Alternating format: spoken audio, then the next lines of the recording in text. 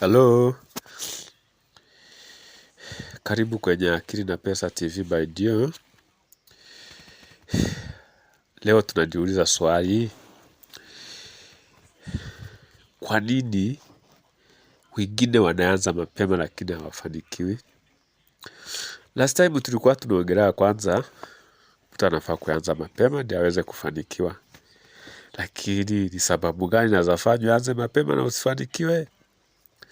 Leo nataka kukueleza sasa yote ukweli. Kuanza mapema sio garanti ya kufanikiwa, kuongea ukweli. Ni garanti lakini sio garanti, kunalingana. Kuna wengine wanaanza business mapema, wanaanza content mapema, wanaanza project mapema, lakini wanaacha bado haraka. Tatizo sio kuanza tu mapema, tatizo ni kuwa na tamaa mapema, kubadilisha direction kila wiki, kutaka matokeo ya haraka haraka. Lakini bado kuna wale wanaanza late lakini wanakuwa consistent mpaka wanashinda.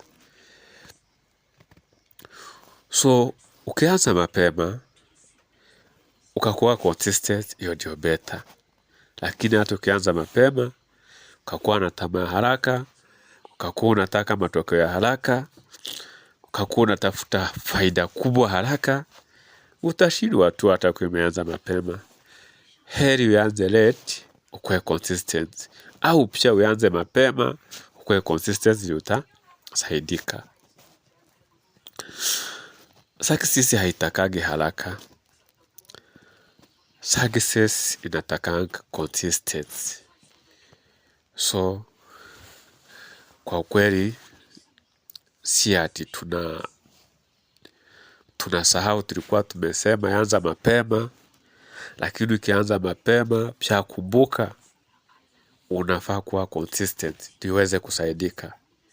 Kumbuka ukianza mapema, wacha kutarajia matokeo ya haraka. Kumbuka ukianza mapema, wacha haraka haraka.